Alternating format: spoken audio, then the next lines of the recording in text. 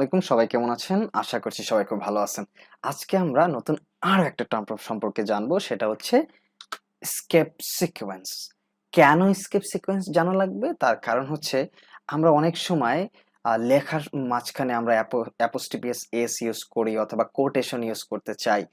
যেই বিষয়গুলো অনেক সময় কি হয়, আমরা পাইথনের মেইন কিওয়ার্ডে ইউজ করে থাকি। তাই পাইথন হয়তো অনেক সময় বুঝতে পারে না যে এইটা কি তার কিওয়ার্ড, না আমি আমার ইংলিশ ল্যাঙ্গুয়েজে যেই কিওয়ার্ডটা ইউজ করতে চাচ্ছি বা যেই কোটেশনটা ইউজ করতে চাচ্ছি সেটা। সো সেটাকে বুঝিয়ে দেওয়ার জন্য আমাদের এই স্কেপ সিকোয়েন্স ইউজ করতে হয়। সো আমরা রিপেল.it তে চলে যাচ্ছি এবং সেখানে এক্সাম্পল বা উদাহরণের মাধ্যমে দেখার চেষ্টা করব কিভাবে আমরা এই স্কেপ সিকোয়েন্স ইউজ করতে পারি। সো আমরা কি করতে চাচ্ছি? Escape sequence. Escape sequence. So আমরা টেক্সট নামে একটা ভেরিয়েবল নিচ্ছি,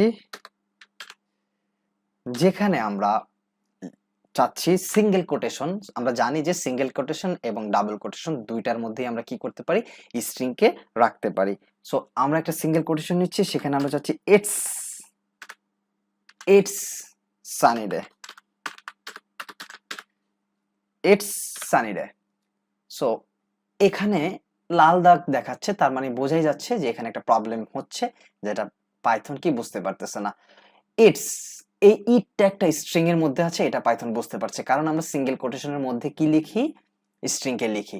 বাট এর পরে এইখানে একটা সিঙ্গেল কোটেশন আছে, বাট এইখানে কোনো সিঙ্গেল কোটেশন নাই, তার কারণে পাইথন বুঝতেছে এইখানে একটা ভুল আছে, কারণ এখানে সিঙ্গেল কোটেশন দিলেই এটা কি হবে, একটা স্ট্রিং এ পরিণত হবে। বাট আমরা এই সিঙ্গেল কোটেশনটা তো স্ট্রিং হিসেবে ইউজ করি না, এটা আমরা ইটস অর্থাৎ ইটের পরে আমরা ন্যাচারালি লিখি, একটা সিঙ্গেল কোটেশন দেই, তারপর এস দেই, তাই না? এটা হচ্ছে আমাদের সেন্টেন্স, অর্থাৎ একটা ইংলিশ ল্যাঙ্গুয়েজের সেন্টেন্স। সো এই সেন্টেন্সকে বোঝানোর জন্য আমরা এটা দেই, কিন্তু পাইথন এটা বুঝতেছে না। সো এই সমস্যা আমরা কিভাবে দূর করতে পারি? আমরা এই সমস্যা দূর করার জন্য ডাবল কোটেশন ইউজ করতে পারি। এখানে যদি আমরা ডাবল কোটেশন ইউজ করতাম, তাহলে খুব সহজেই এই সমস্যার সমাধান হয়ে যেত। So it's this problem is solved. So এবার যদি আমরা এটাকে প্রিন্ট ফাংশনের মাধ্যমে আউটপুট হিসেবে দেখতে চাই, তাহলে আমরা যেটা করব, এই টেক্সট ভেরিয়েবলটাকে প্রিন্ট ফাংশনে পাঠিয়ে দেব এবং রানে ক্লিক করলেই আমরা পেয়ে যাব yes it's a sunny day. So এই যে আমরা যে সিঙ্গেল কোটেশনটা, সিঙ্গেল যে একটা, এইটা আমরা কি, আমরা ইংলিশ সেন্টেন্সে এটা লিখি ইটস সানি ডে। এখন আমরা যদি এর মধ্যে কোনো ডাবল কোটেশন ইউজ করতে চেতাম বা ইউজ করতাম, তাহলে আমরা কিভাবে সেটা করতাম? লাইক আমরা চাচ্ছি it's it's kind of its kind of sunny day. So sunny day এটা ডাবল কোটেশনের মধ্যে আছে, তার মানে পাইথন বুঝতেছে এটা একটা স্ট্রিং, এবং ইটস এটাও ডাবল কোটেশনের মধ্যে আছে, সো পাইথন বুঝতেছে এটাও একটা স্ট্রিং। তাহলে কাইন্ড অফ, এইটা তো কোনো ডাবল কোটেশনের মধ্যে নাই, সো এইটাকে সে কিভাবে স্ট্রিং মনে করবে? তাই এটা কি হচ্ছে, রং দেখাচ্ছে। সো এই প্রবলেম সমাধানের জন্য আমরা কি করতে পারি? যেহেতু আমরা এটাকে ডাবল কোটেশনের মধ্যে রাখতে চাচ্ছি, কাইন্ড অফ কে এটাই আমরা আউটপুট হিসেবে দেখতে চাচ্ছি, সো এইটার জন্য আমরা ব্যাকস্ল্যাশ ইউজ করতে পারি। So backslash, that means Python বুঝতেছে ব্যাকস্ল্যাশের পরে যেটা আছে সেটা হচ্ছে একটা স্ট্রিং, তারপর আবার আমরা একটা ব্যাকস্ল্যাশ ইউজ করতে পারি, দ্যাট মিন্স পাইথন বুঝতেছে ব্যাকস্ল্যাশের পরে যেই জিনিসটা আছে সেটাও একটা স্ট্রিং, এরপর আবার আমরা একটা ব্যাকস্ল্যাশ ইউজ করতে পারি। এই ব্যাকস্ল্যাশ ইউজের মাধ্যমে পাইথন বোঝাচ্ছে, বুঝতে পারতেছে যে এই ব্যাকস্ল্যাশের পরে যেটা আছে সেটাও একটা স্ট্রিং, অর্থাৎ whatever comes after backslash that is or that will be string. So এই ব্যাকস্ল্যাশের পরে যা আসবে তাই হবে একটা স্ট্রিং। সো এটা পাইথন বুঝে নিয়েছে। সো এইবার যদি আমরা এটাকে রান করি, আমরা কি দেখতে পাবো? Yes, it's worked. সো আমরা ডাবল কোটেশন হিসেবে কাইন্ড অফ কে যে আমরা ডাবল কোটেশনের মধ্যে রাখতে চাচ্ছিলাম, সেটা যে আমরা আউটপুট হিসেবে দেখতে চেয়েছিলাম, সেটাই আমরা কি পেয়ে গেলাম। সো এটা আমরা কিভাবে পেলাম? ব্যাকস্ল্যাশ ইউজের মাধ্যমে। আমরা চাচ্ছি এই ইটস এর আগে একটা বিশাল গ্যাপ থাকবে বা কিছু ফাঁকা জায়গা থাকবে, সেটার জন্য আমরা কি করতে পারি? সেটার জন্য আমরা একটা ট্যাব নিতে পারি। কি করব? ব্যাকস্ল্যাশ টি। সো ব্যাকস্ল্যাশ টির মাধ্যমে আমরা চাচ্ছি এই ইটস এর আগে কিছু অংশ ফাঁকা রাখতে। সো এই ব্যাকস্ল্যাশ টি ইউজ করা মানে হচ্ছে একটা নতুন ট্যাব, অর্থাৎ আমরা বেশ কিছু জায়গা ফাঁকা করতে যাচ্ছি। এবার আমরা যদি রানে ক্লিক করি আমরা কি দেখবো, ইয়েস এই জায়গাটা কি হয়েছে, কিছু জায়গা ফাঁকা হয়ে গেছে। আমরা চাচ্ছি সানির আগে বেশ কিছু জায়গা ফাঁকা থাকুক। সো আমরা এইবার ট্যাব ইউজ করলাম। এবার যদি আমরা রান করি, ইয়েস সানির আগেও বেশ কিছু জায়গা ফাঁকা হয়ে গেছে। আমরা চাচ্ছি নতুন আরেকটা লাইন লিখতে, অর্থাৎ আমরা এরপরে আরো একটা লাইন লিখতে যাচ্ছি।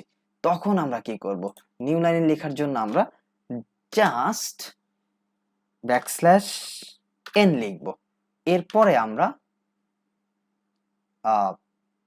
যেটা লিখতে চাই, যেমন হোপ ইউ উইল বি ওকে।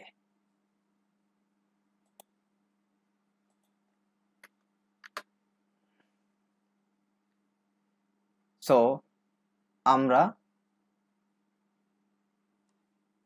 এই নিউ লাইনের মাধ্যমে এটা লিখছি। সো এবার যদি আমরা কি করি, রানে ক্লিক করি, তখন আমরা কি দেখতে পাবো, ইয়েস ইটস ওয়ার্ক। তার মানে কি, আমরা এই হোপ ইউ উইল বি ওকে এটাকে নিউ লাইনে প্রিন্ট করতে চেয়েছিলাম, জাস্ট আমরা কি করেছি, ব্যাকস্ল্যাশ এন লিখেছি, যার মাধ্যমে কি হয়েছে, এটা নিউ লাইনে প্রিন্ট হয়ে গিয়েছে। সো এটা নতুন একটা লাইন পেয়েছে। তার মানে আমরা বুঝতেছি স্কেপ সিকোয়েন্স গুলা কি এবং কিভাবে এগুলা কাজ করতে হয়। সো আমরা আমাদের প্রয়োজন মতো যখন আমরা টেক্সটকে বা স্ট্রিংকে ইউজ করব, তখন আমাদের যদি নতুন লাইন লাগে তাহলে আমরা নিউ লাইন ব্যাকস্ল্যাশ এন লিখবো। আমাদের যদি কোনো জায়গা খালি করতে হয় তখন আমরা ব্যাকস্ল্যাশ টি লিখবো। আমরা যখন কোনো কোটেশন ইউজ করতে চাবো তখন শুধু আমরা ব্যাকস্ল্যাশ লিখবো। যদি আমরা একটা ব্যাকস্ল্যাশকে প্রকাশ করতে চাই তাহলে আমরা কি করতে পারি, আরেকটা ব্যাকস্ল্যাশ দিতে পারি। তার মানে হচ্ছে এটা বোঝাচ্ছে একটা ব্যাকস্ল্যাশ দা বলে বোঝাচ্ছে পরেরটা হচ্ছে একটা স্ট্রিং। আমরা যদি রান করি আমরা দেখতে পাবো এখানে একটা ব্যাকস্ল্যাশ চলে আসছে। সো এর মাধ্যমে আমরা বুঝতে পারলাম এইটা স্কেপ সিকোয়েন্স গুলো এইভাবে কাজ করে।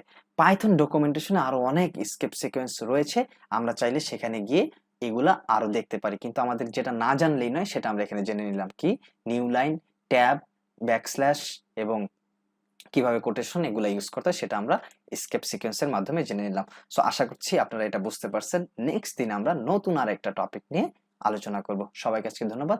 আল্লাহ হাফেজ।